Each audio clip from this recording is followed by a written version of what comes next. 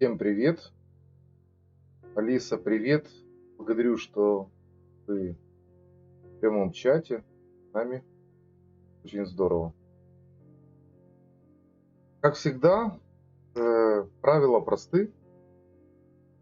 По ходу чтения книги я ее буду комментировать. Это книга «Рун» Ральфа Блюм.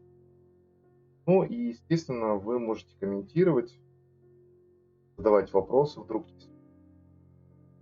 Ну, а мы начинаем или продолжаем стрим книги или чтение с комментариями. И, соответственно, запланированные чтения на завтра на 18. Поэтому, кто будет смотреть записи, может присоединиться к прямому эфиру завтра в 18. Это помогут нам боги, чтобы все было так, как должно быть. Тогда начинаем без лишних предисловий. У нас сегодня очень интересная тема. И она называется «Игра рун». Ну, во-первых, я уже говорил в предыдущих выпусках, просто напомню, что я отношусь очень осторожно к игре рун. То есть играть с ними я бы так, не сильно бы рекомендовал. Да? Вот, то есть имеет смысл все-таки с рунами не забавляться. Если для праздной игры, то лучше не надо, потому что руны все-таки оставляют отпечаток в сознании. Не просто отпечаток в сознании, они прожигают и информационные поля и оставляют определенные шлейфы впоследствии. Но если, например, есть вопрос, который нужно разрешить, и это провести в виде игры, о которой описывает Блюм, то почему бы нет? Один из методов, например, познание рун. Ольга, приветствую, добрый вечер. Один из элементов познания рун, и он очень хорош, этот метод, например, в группе. Вот, может, Оле будет даже интересно провести такую вот игру рун, да? Но хотел предупредить, что эта игра рун или этот метод чтения рун, он рассчитан в первую очередь на тех, кто знает руны. Это первое.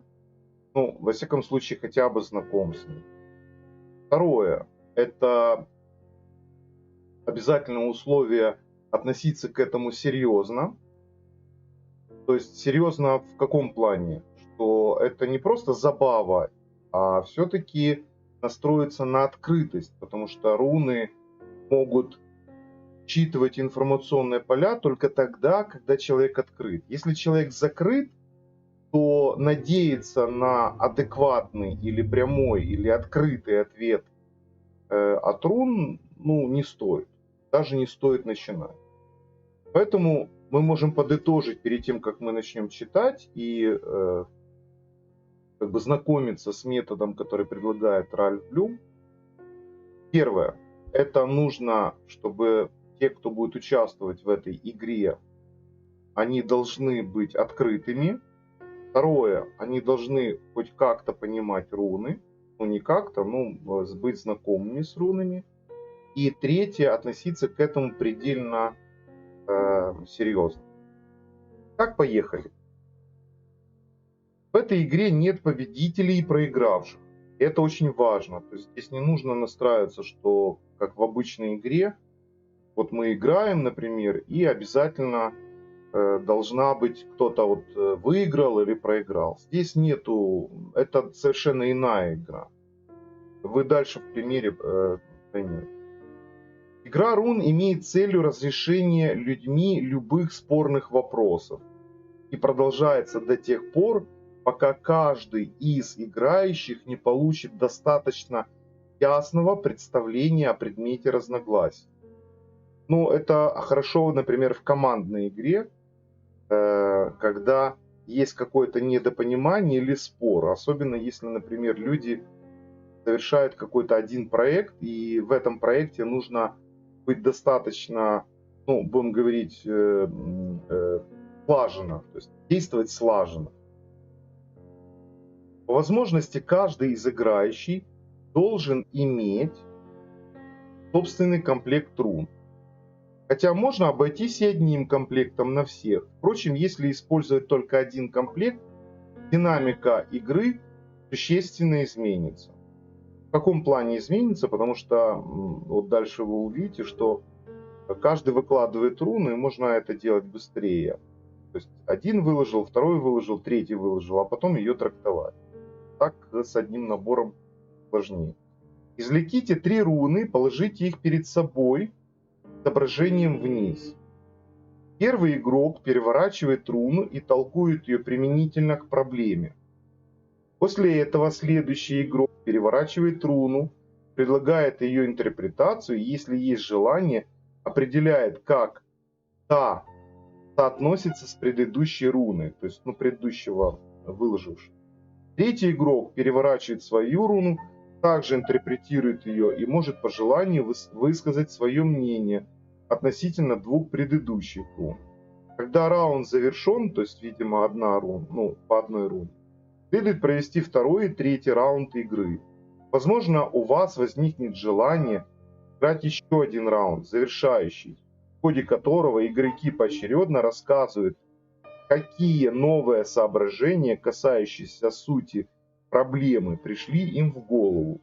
Затем один из них извлекает заключительную руну в качестве комментария к этим интуитивно возникшим соображениям.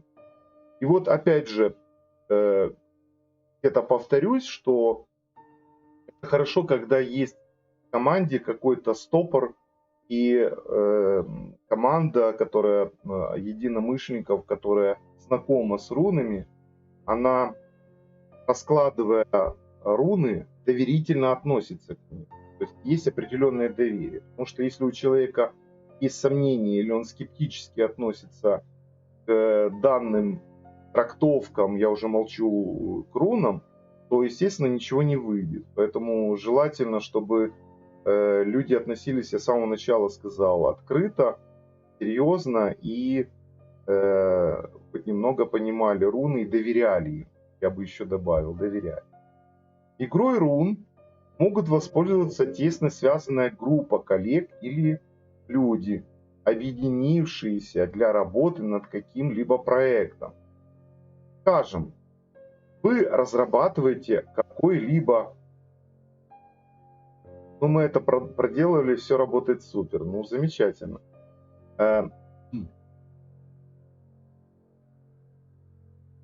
Скажем, вы разрабатываете какой-либо новый продукт, но процесс разработки оказывается блокирован. Возможно, у вас возникнет желание сделать перерыв в работе и сыграть в игру рун. То есть, так вот немножко развеяться. Тоже, в принципе, неплохо. Тем более спросить совет рун, как действовать. Но тот, кто признает силу рун, тот понимает, что этот перерыв иногда в работе, особенно когда есть какой-то затык или препятствие, очень хорошо реализует или показывает, как можно найти даже выход. Иногда даже можно получить подсказку. В этой ситуации может оказаться полезным следующий вариант трехрунного расклада. Вы сейчас, первый круг, ваша роль в блокировании процесса, второй круг, требуемые действия, третий круг. Я бы здесь, знаете, как предложил бы в этом варианте, это вариант Блюма, да, вот он предложил просто как пример. Например, взять, вот если вопрос с 3 рунами, например, взять 3 руны, к примеру, можно договориться и о 5. Эти вопросы лучше согласовать с участниками, то есть взять расклады или запросы по каждому кругу как вопрос, то есть каждый выкладывает руну, потому что получается, что если мы рассматриваем, что, например, 3 участника и 3 руны, то это 9 рун. Это серьезный расклад такой. Более того, это коллективное трактование. Каждый высказывает свое видение. И я бы рекомендовал позиции или запросы расклада, вытаскивания рун, согласовать до начала, так сказать, игры. Или вот такого вот общения. Чем, на мой взгляд, это игра рун, как называет ее Ральф, интересна. Она интересна в плане изучения рун. Во-первых, есть дополнительные ассоциации, которые высказывают участники. Во-вторых, трактовки, о которых можно обсудить, дополнить, они очень прекрасно наполняют пониманием глубины рун. Игра быстро дает как стратегические, так и терапевтические результаты. У нас здесь гроза собирается, поэтому если будет греметь, это не фоновая музыка, это у нас здесь свежий воздух, свежий хагалас. Надеюсь, что града не будет, хотя на все воля богов. Игра быстро дает как стратегический, так и терапевтический результат. Ну, стратегический — это решение вопроса, это понятно.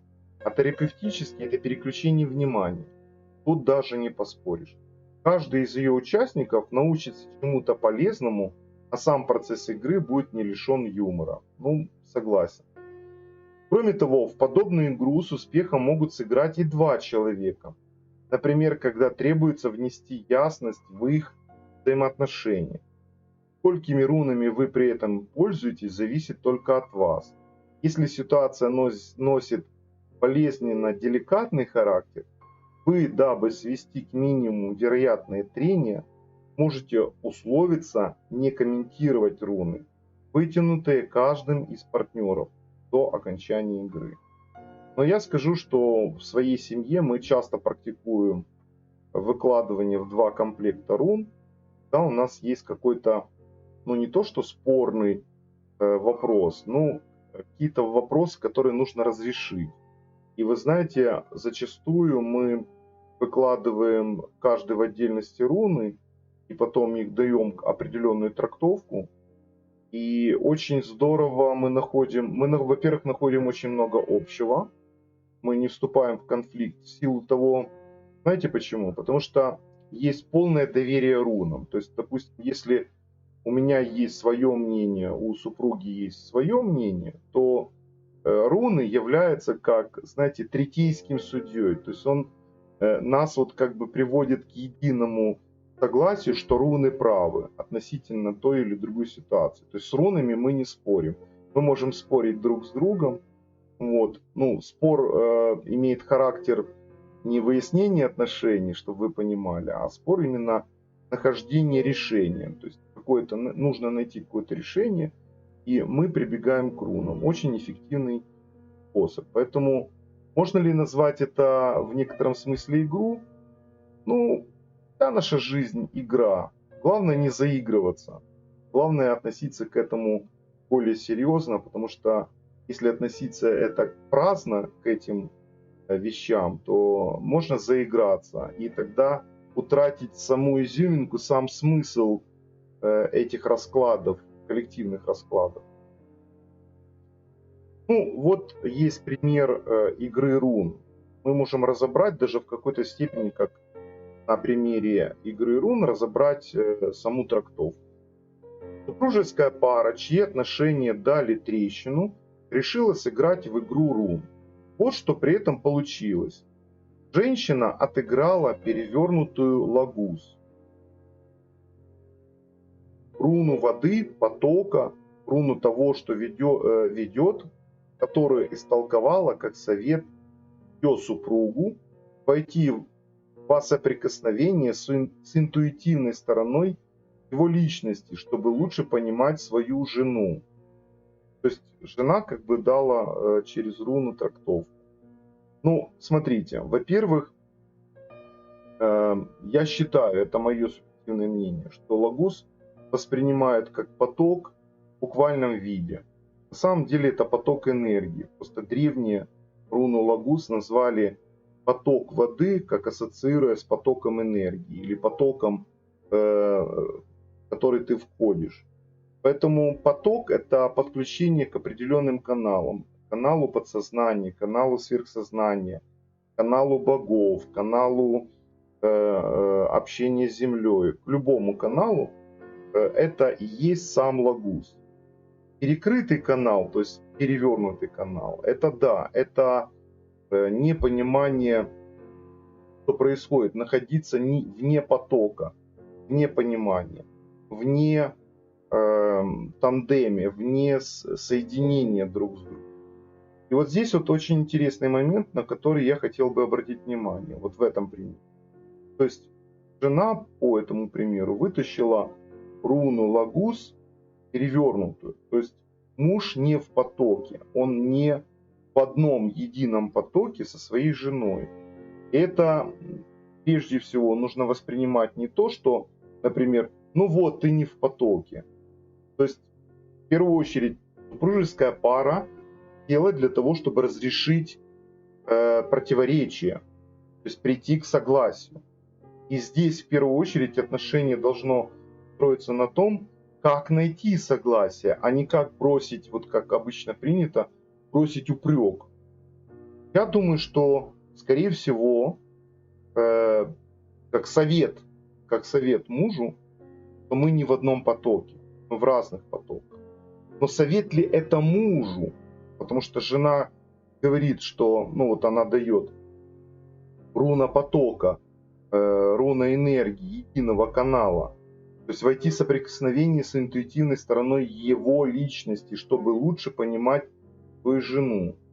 То есть здесь совет не только супругу, истолковала как совет ее супругу, войти в соприкосновение с интуитивной стороной личности, но и самой жене. Потому что если поток отсутствует, то, видимо, идет как антиреверс или два разных потока. Естественно, как можно, идя в разных потоках, быть в единении? Поэтому здесь, скорее всего, совет обоим супругам. Ну, читаем дальше. Мужчина открыл Райда, прямая, руну путешествия, общения, союза и воссоединения, которую воспринял как свидетельство своей готовности перестать упрямиться и разобраться с эксцессами в собственной жизни. Зачастую так и есть.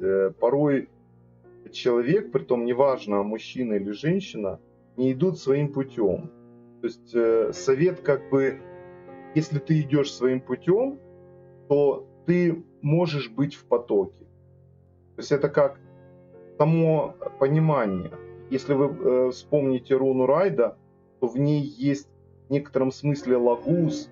Мы можем даже видеть Кена, да? То есть Райда состоит из лагус и Кена. Ну, условно так, если брать. Получается, видеть свой поток, видеть свое направление, видеть свой канал. То есть видеть Кена как факел, освещать свой поток. Естественно, если посмотреть, что совет жене и мужу перевернутый лагус, что они не находятся в потоке, то здесь можно и рассматривать руну Райда как совместный совет, что у них нету общего пути, поэтому и нету общего потока. То есть я бы, например, на это обратил внимание. Следующее. Дальше. На втором круге она вытащила Хагалас, руну разрушительных сил природы, стихийной мощи, указывающую на стремление к свободе, дающую о том, что она при необходимости пожертвует спокойствием и родственной связью ради развития. То есть здесь Хагалас, да, стихийная мощь. Но если мы рассмотрим Хагалас как проявление, элемент проявления очищения, полное очищение, полная зачистка, и мы вспомним, что руна Хагалас относится ко второму этиру, этиру подсознания, этиру привлечения, то есть руна привлечения.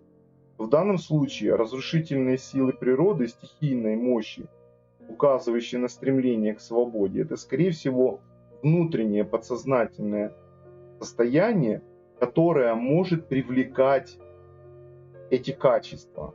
разрушающие. И зачастую любые трансформации предшествуют разрушению. То есть прежде чем получить определенное очищение, получить трансформацию, нужно очиститься к этой трансформации или быть готовым. Потому что трансформироваться или что-то менять в своей жизни со старыми убеждениями, со старыми взглядами, я считаю, это практически невозможно. То есть человек должен быть готов к этому. А готовность заключается в том, что ты готов оставить старое ради нового. Потому что трансформация старого не может быть. Старое должно быть разрушено. И Хагалас недаром соединяет два мира, древо Игдрасиль, Муспельхейм и Альфхейм. То есть мир огня, движения, динамики и мир Альфхейм, символ энергии, альвов. То есть получается, что Хагалас некий такой буфер или ключик, который запускает новую энергию благодаря изменениям. Здесь очень важный момент. Поэтому, если мы рассматриваем о том, что, в данном примере, что руну разрушительных сил, глубокие внутренние перестройки, совершенно верно. Хагалас — это глубокие внутренние подсознательные перестройки, совершенно верно, согласен. Указывающий на стремление к свободе, предупреждающий о том, что она при необходимости пожертвует спокойствием и родственной связью ради развития. То есть Хагалас, вот это очищение, может привести к тому, что ради очищения, если они будут не в одном потоке, например, вот пример супружеской пары, это приведет к разрушению и разлуке. И здесь вот в определенном смысле такой вот, знаете, совет от руны, учитывая предыдущие руны, что очищение лучше всего делать вдвоем, в одном потоке, в одном канале. Тогда это приведет к эффективности. Он открыл Урус, я читаю дальше, руну силы. Я смотрю, там значок, вот видите, покажу вам. Видите, руна прямая, вот она. Руна, он открыл Урус, прямая руна, руну силы, свидетельствующую, что они и в самом деле переживают период внутренних изменений, требующих участия в них той части его личности, требующих внутренних, переживает, на самом деле переживает период внутреннего изменения, требующий участия в них той части его личности, которая до этого момента была обращена к его жене. Во-первых, помимо силы нужно понимать, какая это сила. Это сила импульса, сила первичного толчка, сила инстинкта, сила стремительная и, я бы сказал, не думающая. Здесь нету силы, которая наделена какой-то, знаете, аккуратностью, скрупулезностью, то есть какая-то точечная. Это где-то сродни силе Хагалас, но более сметающая. То есть сила, которая сметает все на своем пути, и она не имеет тормозов. Вот эта сила. Если мы посмотрим, то он открыл Урус, руну силы, свидетельствуя, что он и в самом деле переживает период внутренних изменений. Это не просто внутренних изменений, изменения как новое начало, как первичный импульс, толчок. Зачастую для того, чтобы сделать мощный рывок, практики ставят ее в формулы, в вязи. То есть Урус создает такой мощный импульс. Но руна Урус, она максимально энергозатратная. Максимально энергозатратная. Она отбирает на вот этот импульс очень много энергии. Вот как старт ракеты, чтобы оторваться от силы притяжения Земли. Точно так же и руна Урус. И тут говорить период внутренних изменений, это бурлящие изменения, сметающие изменения. И руна Урус как бы предупреждает быть аккуратней с этой силой. И вот смотрите, на втором круге у жены выпал Хагалас, а у него Урус. Руны уже предупреждают, что у них создался прецедент конфликта. У нее Хагалас, то есть руна Града, руна стихийная, которая сметает, счищает, убирает все беспристрастно. Она не смотрит, это надо, это не надо. То есть нету этой сортировки. То есть руна Хагалас не сортирует. Она просто вот есть и в одно мгновение нету. Полностью разрушает. Точно такой же импульс и Урус. Поэтому если Хагалас и Урус между собой встретятся, то они произведут такие разрушения, которые потом восстановить невозможно. И если супруги, ну в данном примере, мы разбираем пример, прислушаются к этим мощным силам, остановятся, то есть не будут совершать какие-то действия, а делают то, что было в первом кругу, в первую очередь делают так, чтобы это было, знаете как, войти в один канал, пойти одним потоком, то тогда и Хагалас, и Урус, они сделают свое дело на пользу, а не на разрушение. Посмотрите, какая разница. Вроде бы, Хагалас необратимая руна, Урус прямая руна, но что удивительно, что нету такого понятия руна Урус перевернутая это негативно, а то есть прямая негативная, перевернута негативно. Прямая позитивная, а негативная. Берите это понимание трактовки рун. Руны в прямом или в перевернутом виде, они дают глубокое разъяснение, понимание ситуации такой, как она есть. Вот этот главный момент именно отношения. Поэтому отношение там позитивное или негативное, здесь нужно быть в первую очередь субъективно рассматривать эти все моменты. Продолжая игру, они осознали тот факт, что оба находятся на этапе интенсивного изменения себя, и им обоим необходимо приложить усилия, чтобы суметь услышать и понять друг друга. Вот это самое важное. То есть руны взяли для того, чтобы услышать и понять друг друга. Вот это очень важный момент взаимодействия с рунами. Игра рун может быть в высшей степени показательной, хотя всякий раз сопровождается чувством некоторой неловкости. Она приносит редкостные плоды.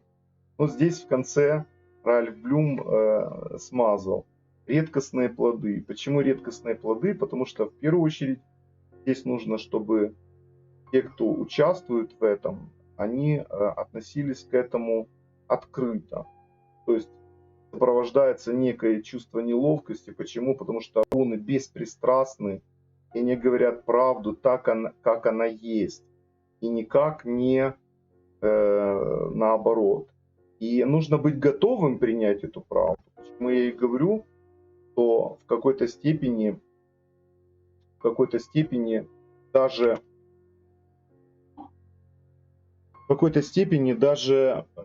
быть предупредительными и готовыми принять